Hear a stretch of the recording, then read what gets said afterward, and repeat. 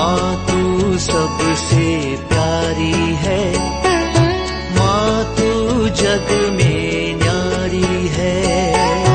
माँ तू सबसे प्यारी है, माँ तू जग में न्यारी है।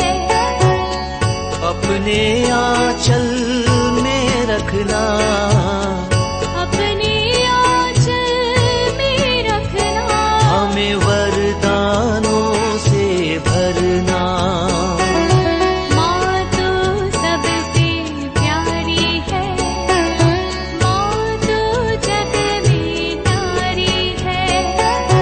माँ तू सबसे प्यारी है, माँ तू जग में न्यारी है। Mr. Rajan Samuel, a great missionary in Hindi heartland, first class with distinction.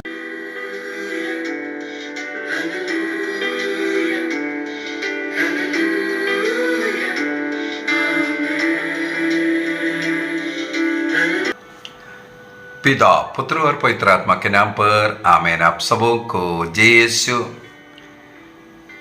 2025 खत्म हो रहा है और 2026 नया एक वर्ष हमारे सामने आ रहे हैं। और हर वर्ष मैं आप लोगों से आग्रह किया हूं कि नया वर्ष में कुछ नया निर्णय करना, कुछ डिसीजंस, कुछ संकल्प, इसे न्यू ईयर रेजोल्यूशन कहते हैं। नए साल में मैं क्या करूंगा, बीती साल में क्या क्या कमियां हुए, कच्चा पाप स्वीकार कर उसको हम आज त्यागेंगे, उस पुराना मनुष्य को उतार करके फेंकेंगे और एक नया मनुष्य का धारण करने का समय है। मैं थोड़ा सा एफेसियों का पत्र से पढ़ना चाहूंगा। एफेसियों का पत्र, उसके अध्याय 4 वाक्य 22 और 23, वहां पर लिखा है, आप लोगों को अपना पहला आचरण और पुराना स्वभाव त्याग देना चाहिए। आप लोगों को अपना पहला आचरण और उस पुराना स्वभाव 2025 तक जो आचरण, बुरा आचरण था या स्वभाव था, उसको त्याग देना चाहिए, क्योंकि वह बहकाने वाली दुर्वासनाओं के कारण बिगड़ता जा रहा है। इसका मतलब आज हमें निर्णय करना है और सोचना है कि मेडिटेशन भी करना है। हमारे जीवन में ऐसी कौन सी कमजोरियां हैं, कौन सी कमियां हैं जो प्रभु के योग्य नहीं है, क्रिस्तीय कहलाने योग्य नहीं, क्रिस्त के समान नहीं है। हम क्रिस्तियों को यह भी मालूम होना चाहिए, मुझ में क्रिस्त निवास करता है और मैं क्रिस्त में। क्रिस्तीय इसलिए कहते हैं क्योंकि हम क्रिस्त के समान दिखते हैं। हमारे आचरण, प्रवृत्ति, सब कुछ क्रिस्त के समान होना चाहिए।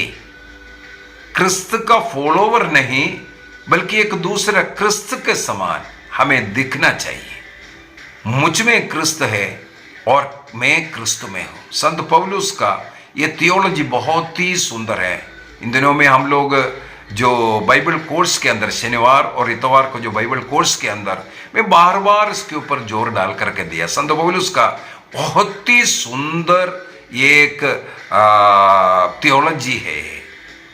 मैं क्रिस्त में हूं और क्रिस्त मुझ में।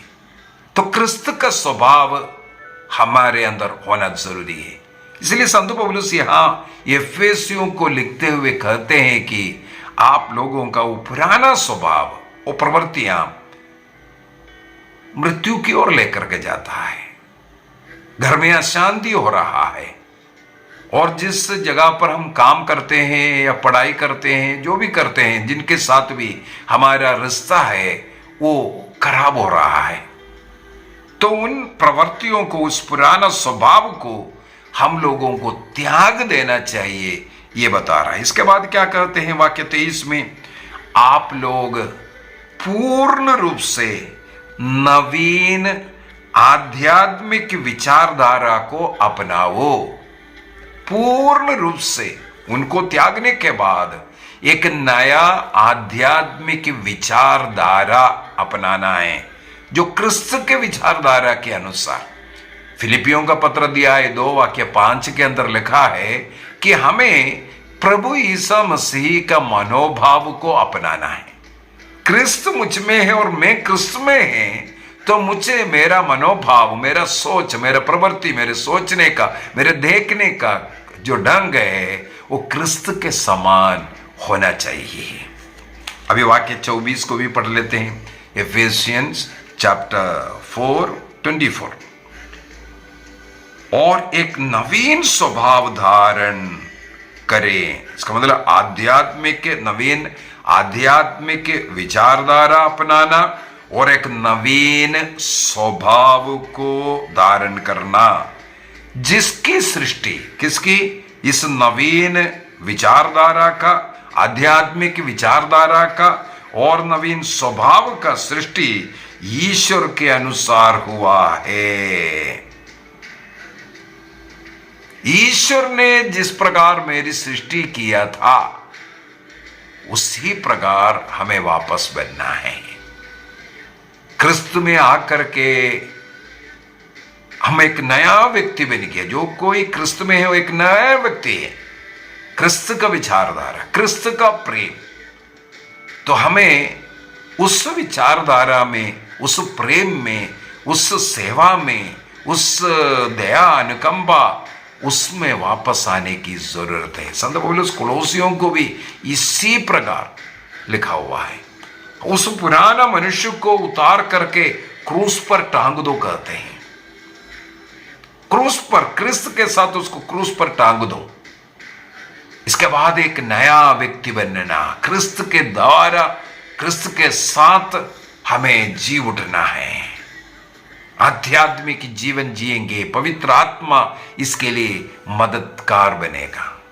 तो आज हमें एक निर्णय करना है, नए वर्ष में एक नया संकल्प के साथ एक नया जीवन, नया रिश्ता, नया प्यार हमारे जीवन में आवे।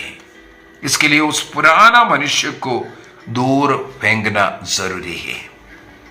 कुछ बातें मैं बोल करके देता हूं, आप देख लीजिए क्या आपके जीवन में हो है कि नहीं। नहीं है तो थोड़ा शुरुआत करने का आप कोशिश कीजिए। क्या आपके जीवन में व्यक्तिगत प्रार्थना, पर्सनल प्रेयर, कुछ समय प्रभु का मनन चिंतन में रहना, प्रार्थना करना, ऐसा समय व्यतीत करता है? नहीं तो आप शुरू कर सकता है। आप एक निर्णय करना है, हाँ, अगले साल 2024 जनवरी 1 तारीख से मैं इस प्रकार पर्सनल प्रार्थना, व्यक्तिगत प्रार्थना, आंख बंद करके प्रभु के चिंता में बैठे रहो, वो भी एक प्रार्थना ही है। केवल यीशु यीशु यीशु बोल करके 5 मिनट बैठो, वो भी एक पर्सनल प्रार्थना है। प्रभु के विषय में मनन चिंतन करना, बाइबल के वचनों को मनन चिंतन करना, या अपने जीवन की कमियों को ढूंढना, उसको उतार फेंकना, ये सब अच्छी बात है। ये सब पर्सनल प्रेयर में आता है।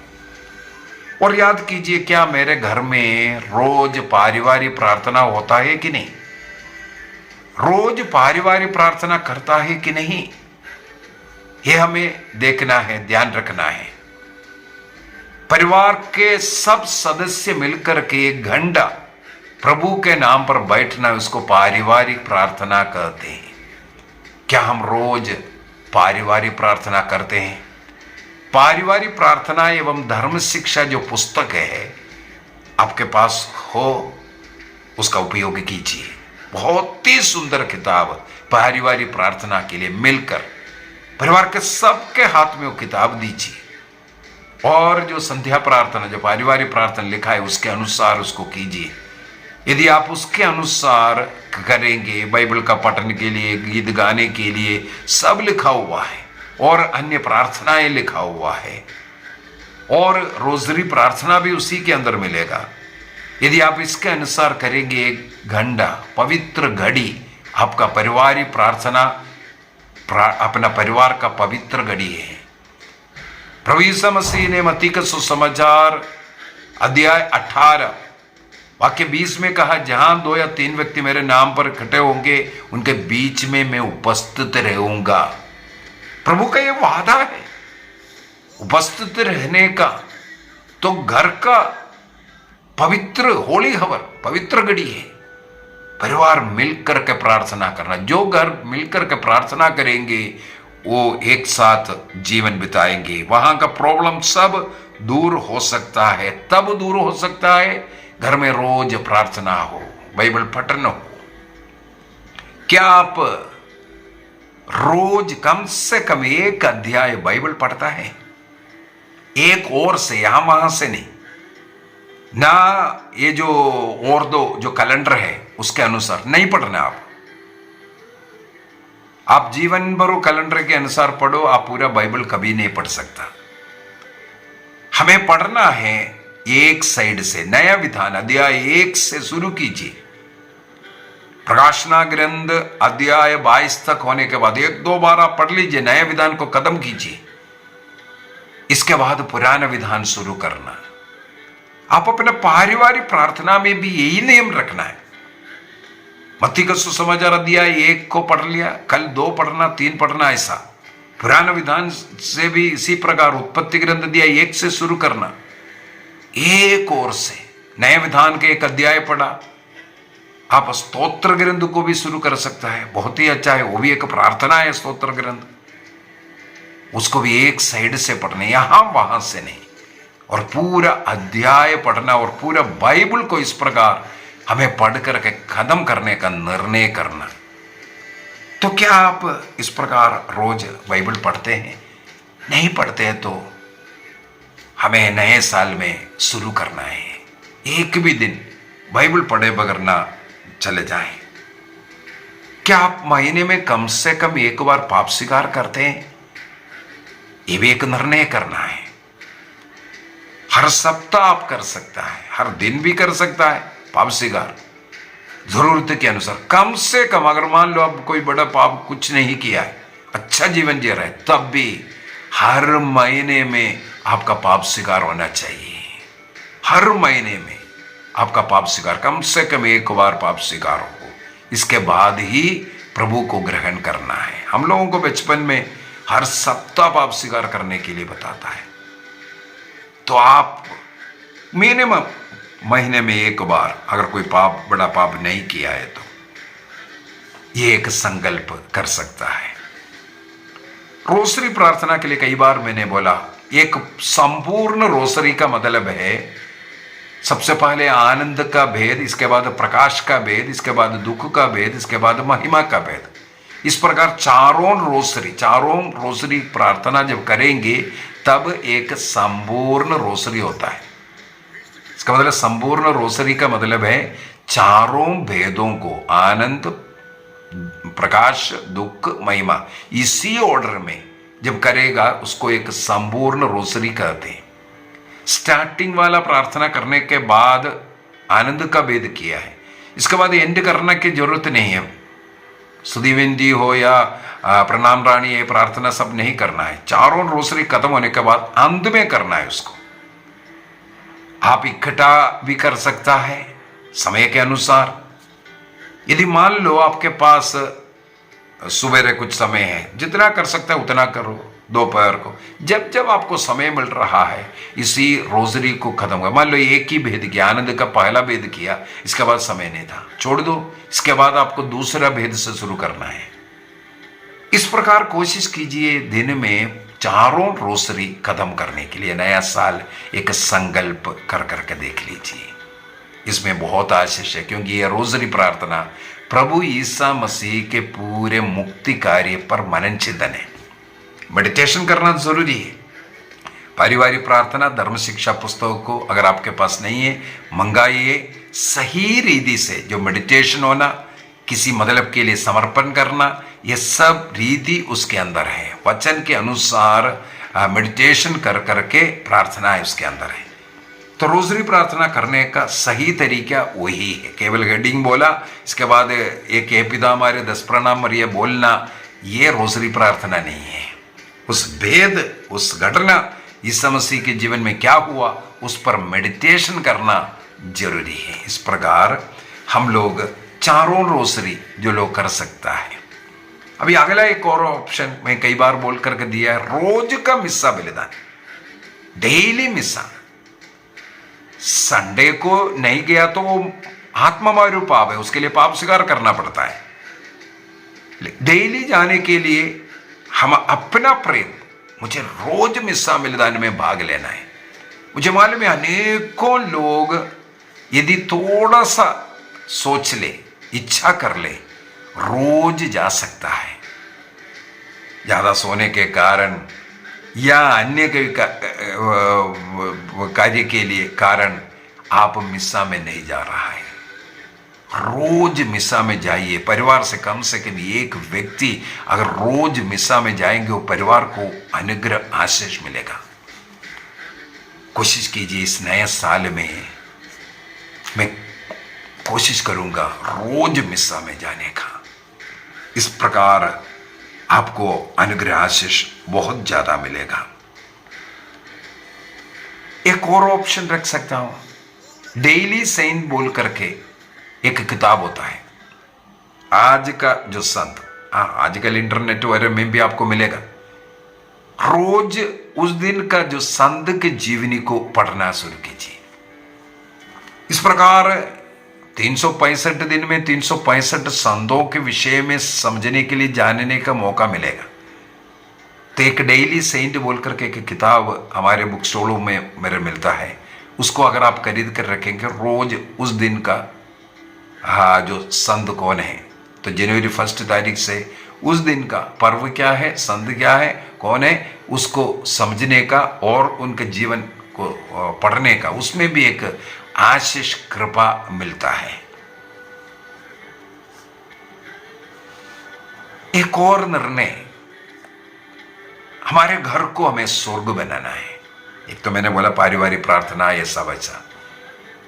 घर में कभी नशा नहीं लेकर के आने का, नशा छोड़ने का, किसी भी प्रकार का तंबाकू, गुटखा, पान, अड़िया दारू, कोई भी शराब, किसी भी एडिक्शन ना लेने का, घर में ना लाने का, किसी को ना पिलाने का, ऐसा कुछ निर्णय कीजिए। जीवन बदल जाएगा। क्योंकि इस नशे से हमें कुछ नहीं मिलता है।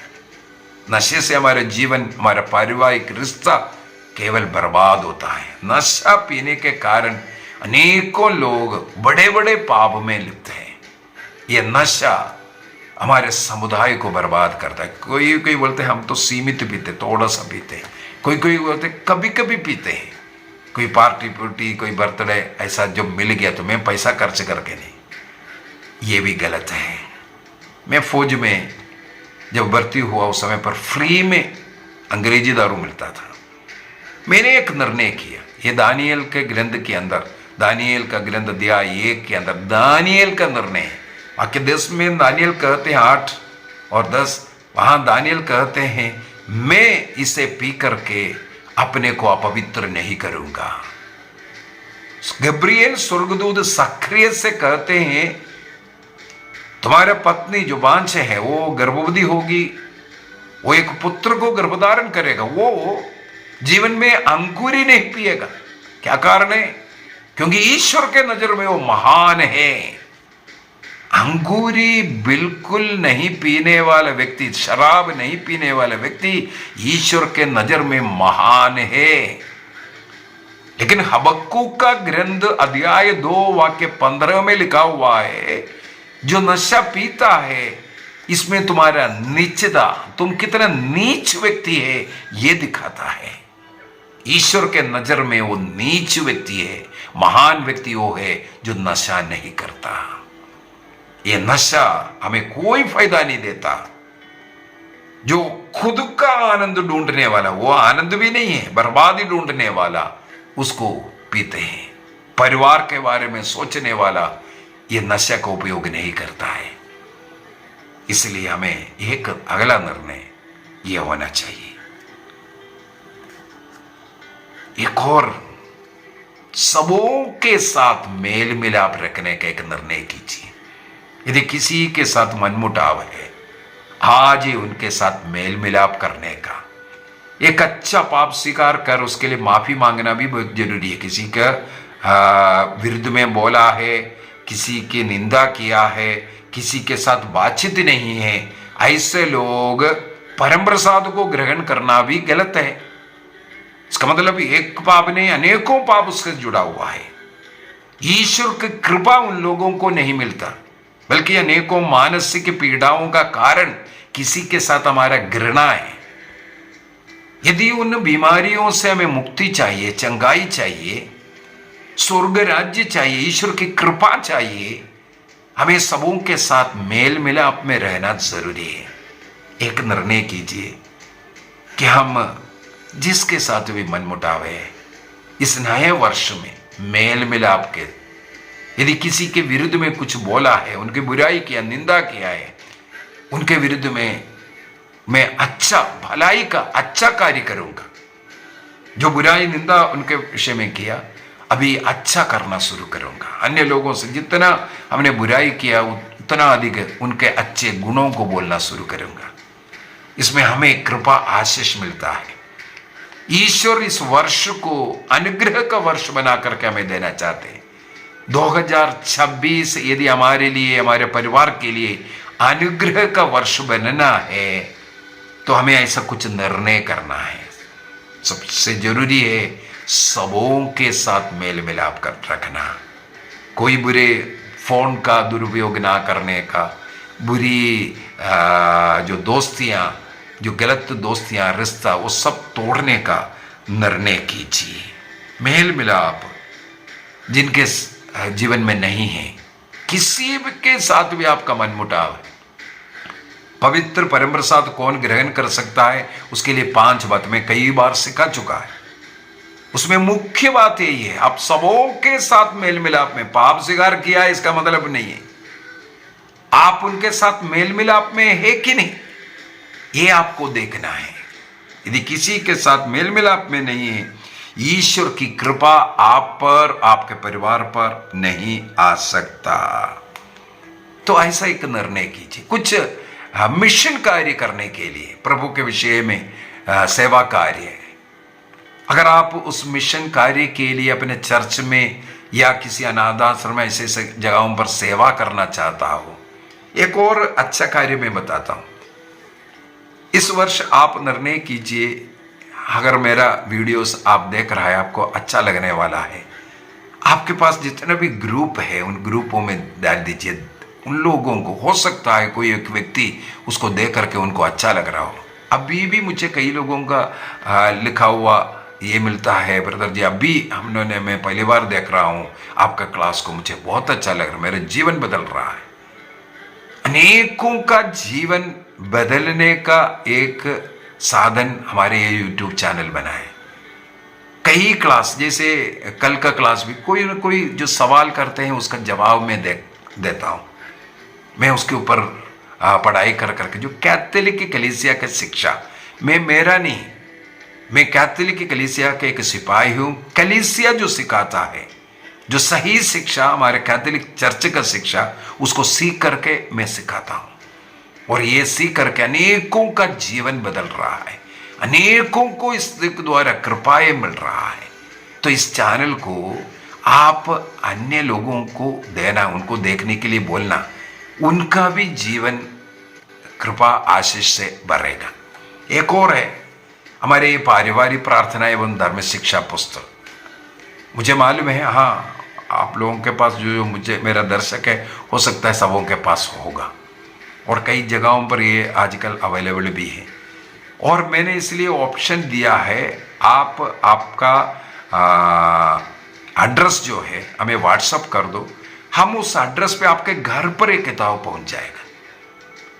हर एक के घर में एक किताब है, क्योंकि ये किताब आशीष की किताब है, अनेकों के जीवन को बदलने वाला और आपको सत्य शिक्षा ज्ञान देने वाला किताब। प्रभु का प्रेरणा, आध्यात्म, जो पवित्र आत्मा ने ये इस प्रकार का एक किताब का रचना करवाया, और जो फर्स्ट होली कम्युनियन हो, दृढ़ीकरण संस्कार हो, विवाह संस्कार हो, पारिवारिक प्रार्थना के लिए, व्यक्तिगत प्रार्थना के लिए और संस्कारों के विषय में सीखने के लिए, या कुछ डाउट है जैसे मूर्ति पूजा, मूर्ति चर्च में क्यों रखा है, ये जो प्रार्थना क्यों हम लोग कर रहे हैं, रोजरी प्रार्थना कहाँ से आया, क्रूस का रास्ता कहाँ से, इनका इतिहास इस किताब में आपको मिलेगा। और इसमें जो नहीं है, आप लोगों को डाउट है, मुझसे पूछो, मैं उसका भी जवाब दूंगा। तो ये किताब हर हाथ में, हमारे कैथोलिक भाई का, हर एक व्यक्ति का, हर घर में, हर व्यक्ति के हाथ में, बच्चों के हाथ में ये किताब दीजिए, उनके जीवन को बदलेगा। उनको सीखने के लिए, चर्च के विषय में, संस्कार के विषय में सब सीखने के लिए ये बहुत ही उपयोगी है। और प्रार्थना पढ़ाई के पहले, पढ़ाई के बाद, नौकरी के लिए, विवाह के लिए, संतान के लिए, चंगाई के लिए, शैतान से छुटकारा के लिए, नशे से छुटकारा के लिए, पता नहीं जीवन के जन्म से लेकर के मृत्यु तक के जरूरतों के लिए, भिन्न भिन्न जरूरतों के लिए बाइबल के वचन के अनुसार प्रार्थना है। ये वचन के अनुसार है, वचन को कोट कर करके ही उसको लिखा हुआ है, ऐसे ही लिखा हुआ नहीं है। हर चीज के लिए वचन है बाइबल में, और उस वचन को उठा करके उसको प्रार्थना बनाया हुआ है, इसलिए बहुत ही शक्तिशाली प्रार्थना। तो इस किताब को अनेकों लोगों को देने का, आप देख लीजिए आपके पल्ली में सबके हाथ में है कि नहीं। यदि आप पल्ली के लिए मंगाना है तो 150 का बंडल हमारे पास तैयार है, हम भेजने के लिए तैयार है, आप डिस्ट्रीब्यूट कीजिए। मुझे एक दो जन का मैं एक घटना बोल कर देता हूँ। उनके घर में कुछ विवाह प्रोग्राम था, उन्होंने एक भाई तो एकदम इमरजेंसी कुरियर में भेजो, कितना भी रुपया लगने दो कुरियर में भेजो, ऐसा बोल करके मंगाया है, ताकि वो विवाह में वो उधर बांटना चाह रहा था। और कई लोग मुझे मालूम है मंगा करके अपने चर्च में बांट रहा है।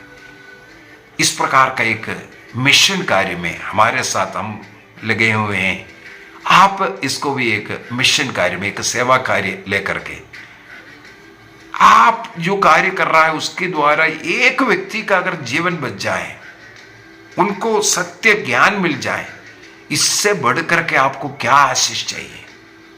तो ये किताब और ये चैनल प्रमोट करने के लिए, अन्य लोगों तक पहुंचाने का एक कार्य, ये भी एक मिशन कार्य जैसे आप इसको स्वीकार कीजिए।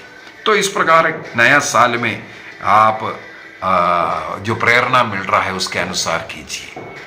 तो प्रभु हम सबों को आशीष दे, कृपा दे। विशेष रूप से जैसे मैंने बोला, एक अच्छा पाप स्वीकार कर पुराना जीवन को उतार फेंकना, ये नया वर्ष नई अनुग्रह, नई आशीष हमारे जीवन में, हमारे परिवार में लेके आए। सबों के साथ मेल मिलाप में रह करके सबों के लिए प्रार्थना करते, एक मध्यस्थ प्रार्थना करने वाला भी नहीं, रोज की प्रार्थना अपने लिए नहीं, मेरे लिए दे दो, ये नहीं, दुनिया के लिए, दूसरे जरूरतमंदों के लिए प्रार्थना कीजिए। संसार के शांति के लिए, हमारे नेता अधिकारियों के लिए प्रार्थना कीजिए। जगह जगह हमारे देश में ही अभी क्रिश्चियों के ऊपर इतना अत्याचार चल रहा है, जैसे क्रिसमस करोल सिंगिंग, अनेकों जगहों पर उसके ऊपर बजरंग दल ये सब जो है अटैक किया है। अनेकों जगहों पर क्रिश्चियों को आज दिक्कतें हो रहा है। क्या कारण है? हम उन लोगों के लिए प्रार्थना नहीं कर रहे हैं। वे लोग भी क्रिस्त को जाने, इसके लिए आपको प्रार्थना करना है, उन्हें दुश्मन नहीं समझना। आपको ऐसे लोगों के लिए प्रार्थना करना है, वे भी प्रभु को जाने, उनका भी आत्मा बच जाए और उनका भी मुक्ति हो। इसलिए उनके लिए प्रार्थना करना, रोजरी जपिए। तो इस प्रकार का एक मध्यस्थ प्रार्थना करने का भी हमें निर्णय करना है। तो मैंने अनेकों बातें बोला, आपको कौन सी बात स्पर्श कर रहा है, एक निर्णय कीजिए और कल से, 1 तारीख से ऐसा जीवन जीने का निर्णय करें। प्रभु आप सबों को आशीष दे, कृपा दे। पिता, पुत्र और पवित्र आत्मा के नाम पर आमीन। आप सबों को जय यीशु।